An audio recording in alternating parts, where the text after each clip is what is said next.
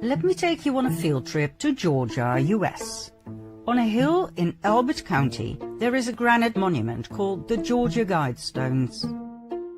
Built in 1980, the monument is veiled in mystery.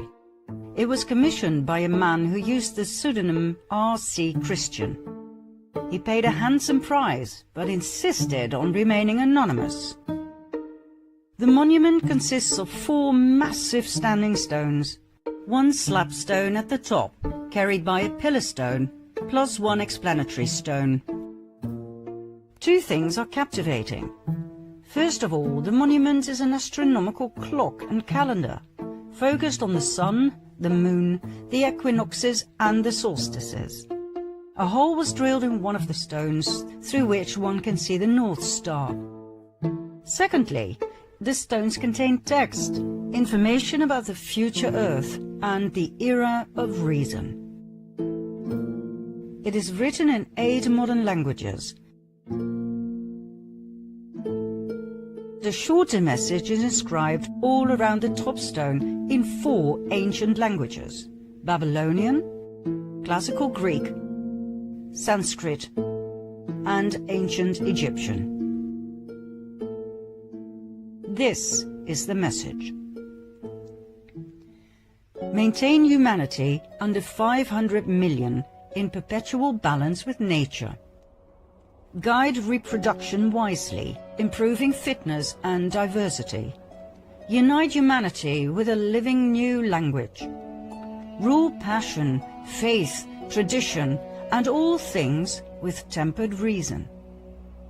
Protect people and nations with fair laws and just courts. Let all nations rule internally, resolving external disputes in a world court. Avoid petty laws and useless officials. Balance personal rights with social duties. Prize truth, beauty, love, seeking harmony with the infinite. Be not a cancer on the earth. Leave room for nature. Leave room for nature. In short, population control, the annihilation of a large part of the population, pacific reproduction through eugenics, 1 language, 1 world court, social duties over personal rights, reason over passion, price truth, whose truth, and nature over the human race, the cancer of the earth.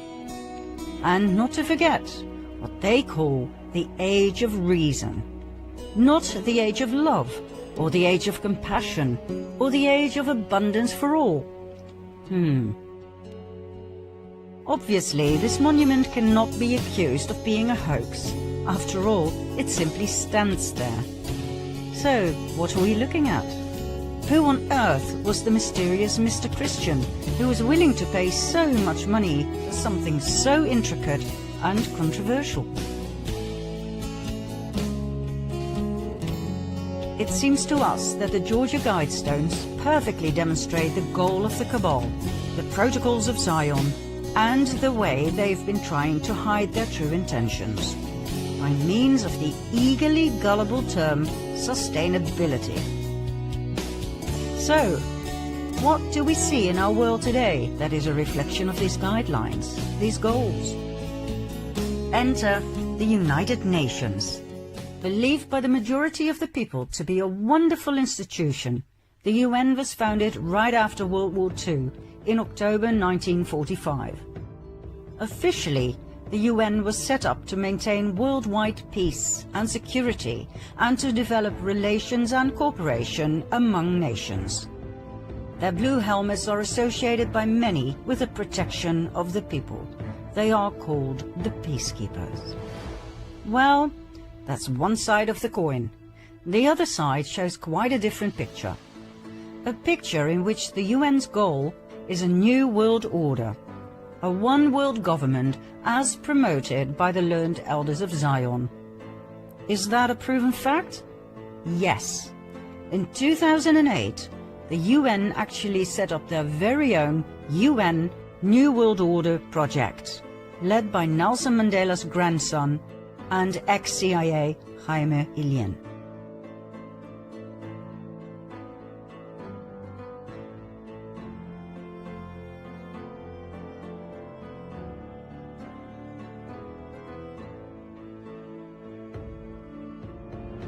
According to highly influential people like the presidents Bush Sr. and Bush Jr.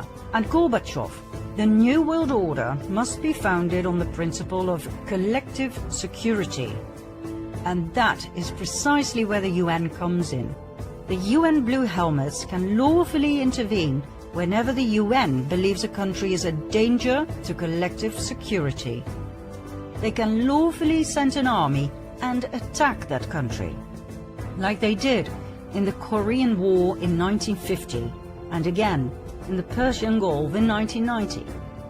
Or they can lawfully send military missions to a country like in Sierra Leone from 1999 till 2006. The UN Army comprises of 70,000 soldiers from various countries. Is this a good thing or a bad thing? Well, let's put it this way. Assuming that the intent was good, the outcome was often bad. Terrible, as a matter of fact, even shockingly horrific. Now we understand that many people will have a very hard time realizing that organizations such as the UN and its WHO are not the benign entities they claim to be. We understand the level of cognitive dissonance, of denial that we may trigger. But it is imperative to realize that both the UN and the WHO are cabal machines to the core. They hide behind a facade of beauty, but make no mistake, behind their mask, these entities are monsters. So, in order to deal with the myth of the peacekeepers, here are some facts that everybody needs to know. The UN has been involved with sexual exploitation and abuse for decades. There have been countless reports of sexual abuse, rape, women and child trafficking. When UN peacekeepers were stationed in Cambodia in 1993, the number of prostitutes rose from 6,000 to more than 25,000 in that year alone.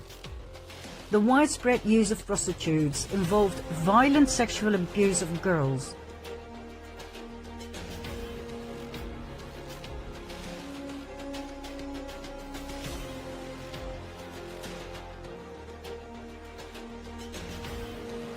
The UN response was threefold.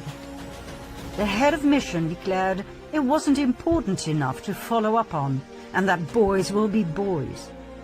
Mission leadership advised peacekeepers not to wear uniforms when visiting prostitutes or park UN vehicles directly outside.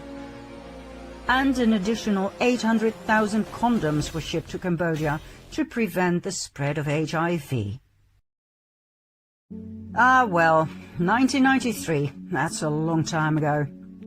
Okay, 2 years later, in 1995, in Bosnia and Herzegovina, evidence emerged that women and girls were being trafficked to work as sex slaves for UN personnel, and later that interveners were complicit in sex trafficking. However, it took 6 years before the UN came forward with a statement, and only because of rising public attention.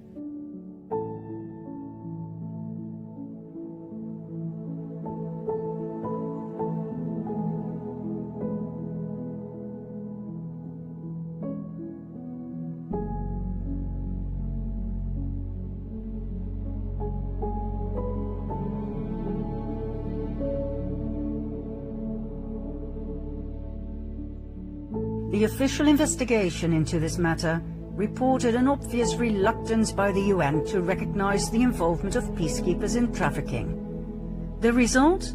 Did the UN prosecute any of the abusers or traffickers? No, it did not.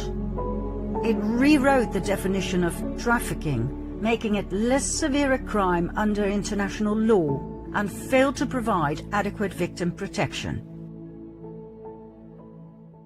Shortly thereafter, independent consultants raised the alarm that UN and NGO staff were abusing and exploiting local women and girls in refugee camps in Guinea, Liberia and Sierra Leone. According to an Oyos investigation in 2001, Sexual exploitation and abuse was most common. Examples? The sexual relationship between a UN civilian staff member and a 17-year-old refugee in exchange for school fees. The violent rape of girls by NGO staff.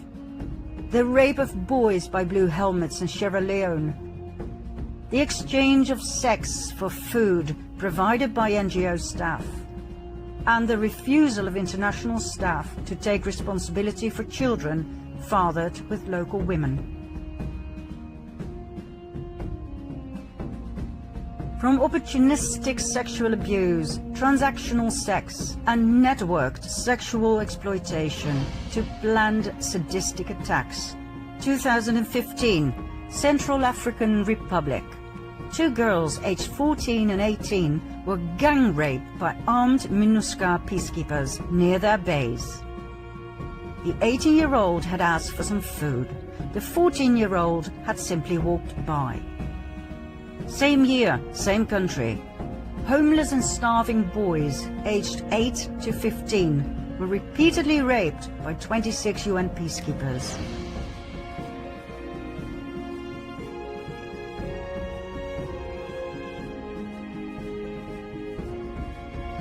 And UN peacekeepers randomly shot and killed a 16-year-old boy and his father and raped a 12-year-old girl.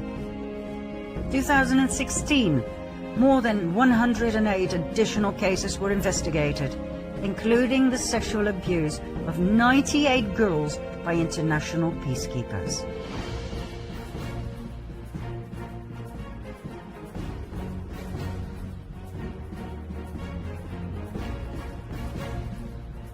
The list of sexual exploitation and abuse is endless.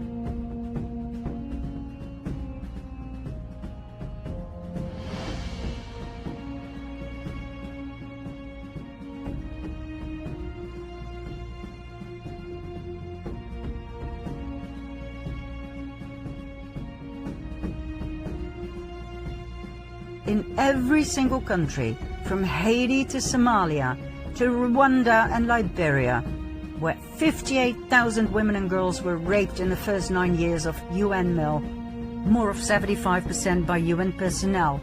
From East Timor to Sarajevo, Bosnia, where Italian peacekeepers ran child prostitution rings from their barracks, the Blue Helmets left a trail of abuse and trauma. As one of the official reports so strikingly put it, many parts of the world where the UN was present were descending into chaos, if not hell, and arguably with the assistance of the UN.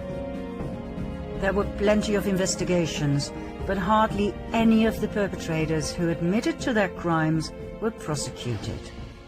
Let that sink in. Even recently, the UN was once again connected with child trafficking and child abuse, when Canadian UN mogul Peter Dalgleish was caught in the act abusing 2 young boys in Nepal. He was sentenced to 9 years in prison.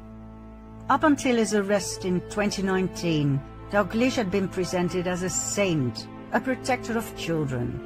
He was country representative for UN Habitat in Afghanistan. He truly was into children. He even set up Street Kids International to help homeless children.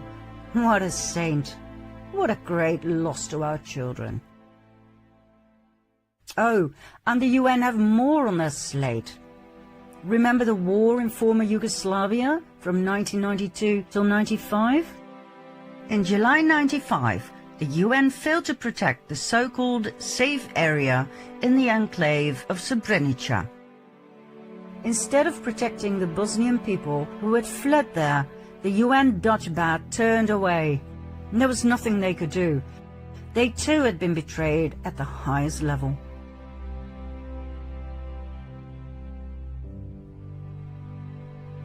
3,372 Bosnian men and boys were separated from their families one night and were slaughtered by Serbian armed forces.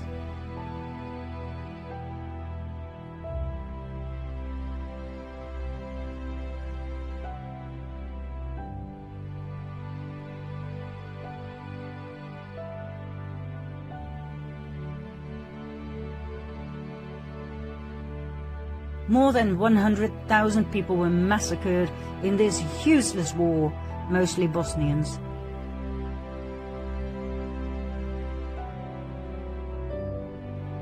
Between 30 and 50,000 Bosnian women, children and elderly were raped and deported.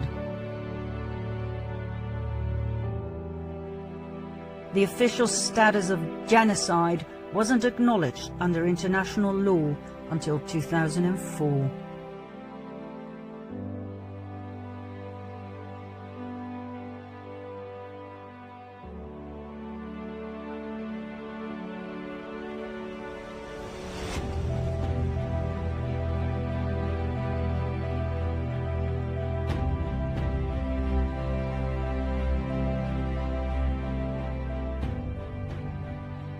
Back to the official mission of the UN, to turn this world into a better place.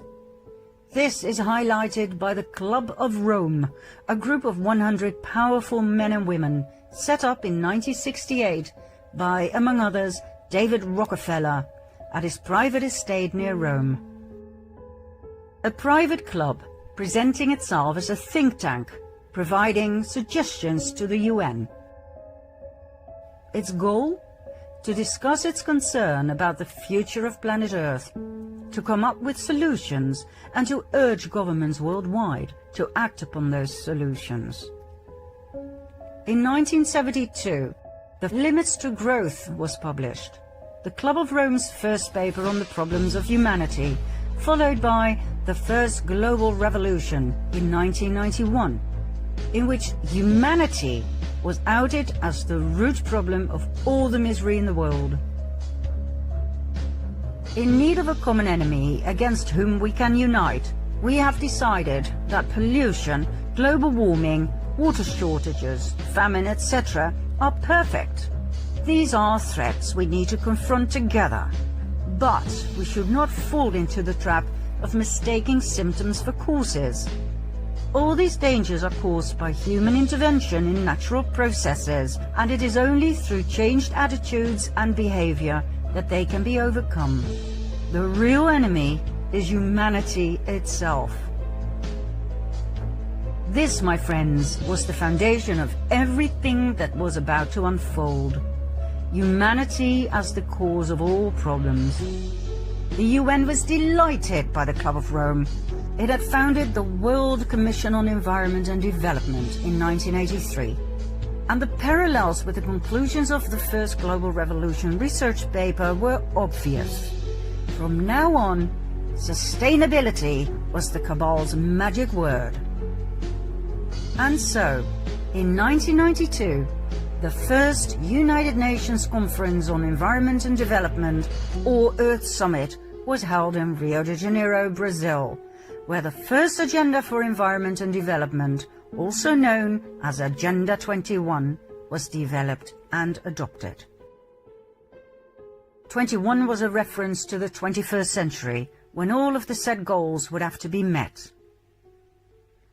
178 governments agreed with and signed the agreement. At the UN Sustainable Development Summit of 2015, Agenda 2030 was presented, an extended version of Agenda 21. 11 more goals were added to the original agenda, all aimed at the future of our planet and the human race.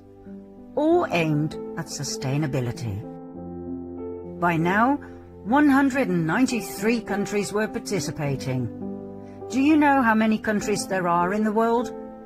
Only 2 more. 195. The only 2 that are called observer states are the Vatican and Palestine. Agenda 2030 contains 91 paragraphs. Paragraph 59 outlines 17 Sustainable Development Goals. There are 169 targets and 232 indicators. This makes it a rather dry document to digest. But we read it, and we were impressed. Impressed by the level of cleverness and cunningness with which something so evil was put together so seemingly benign. Using complex phrases in which words like peace, equality, safety and security are repeated frequently, the reader is actually left with a good, positive feeling. We'll show you the 17 Sustainable Development Goals in the following slide. Feel free to pause the video and have a proper look. We will, however, continue swiftly, as we wish to point out where things go wrong, not where things appear to be right.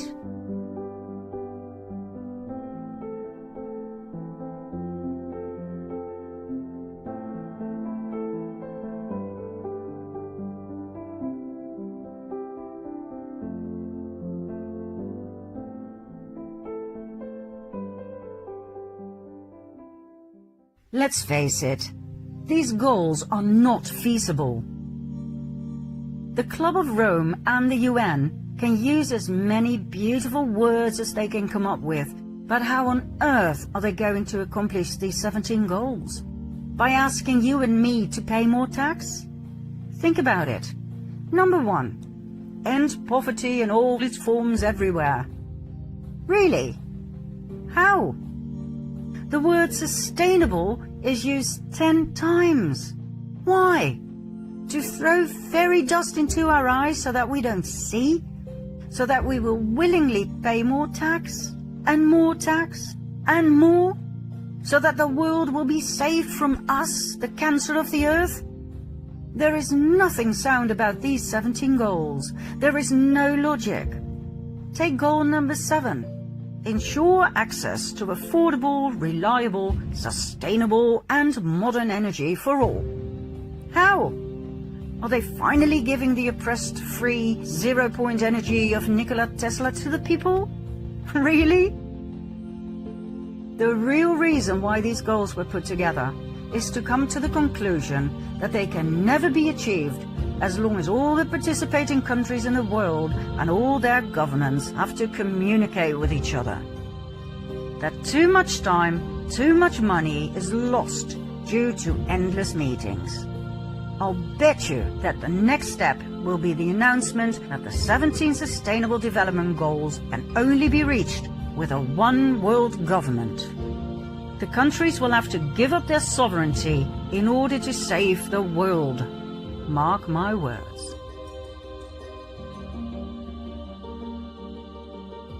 The essence of the entire Agenda 2030 is socialist communistic. It describes equal distribution of goods and money, which sounds great, but which in fact means that the rich countries are to share their wealth with the poor countries. These poor countries are generally run by highly corrupted usurpers, dictators, such as Kenyatta of Kenya and Obiang of Papua New Guinea, or Xi Jinping of China. Are they going to share their wealth, their blood money, with their people? That sounds like a wonderful idea to get rid of poverty once and for all.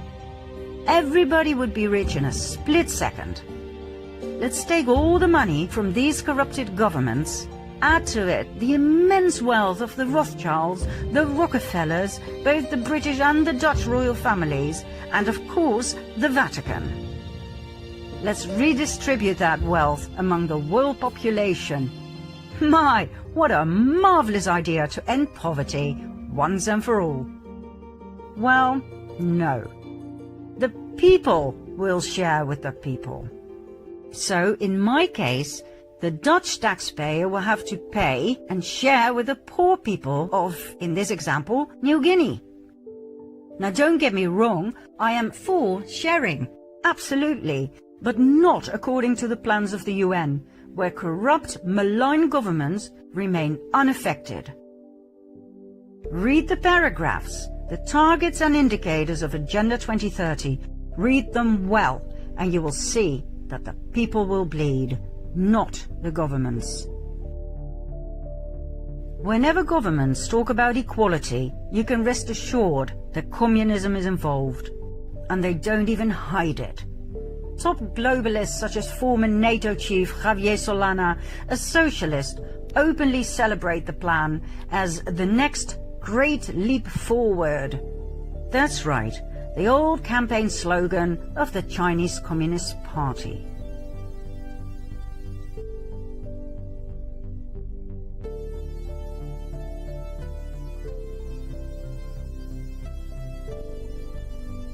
And isn't it odd that straight away just about every country in the world decided to participate and work together?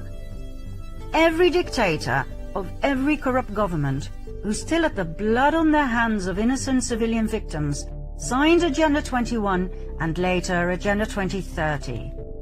Countries that had been at war with each other for years, like for instance Ethiopia and Eritrea, now all of a sudden shook hands, smiled in front of the camera and decided to forget about their wars on drugs, weapons and people trafficking, just to focus on the importance of a better world? On sustainability? Are you kidding me? What on earth were we looking at here? How much will the implementation of Agenda 2030 cost anyway? Well, according to the UN, and confirmed by the World Bank in a 2015 statement, between $3 and $5 trillion per year. That is 12 zeros. $5 trillion per year. Where the hell is the UN going to get that money from? All those zeros are going to be collected from the taxpayers, from you and me. That's what the solution of the UN is all about. The moment a baby is born, that baby has a carbon footprint. And from the moment he or she was born, that baby will have to pay. Isn't that brilliant? The shame and blame that is put on you and me, my goodness me. Agenda 21, 2030, the Club of Rome, the UN, they all claim that we, the people, are to blame for the misery in the world, from poverty to inequality, from famine to the exhaustion of the planet's resources.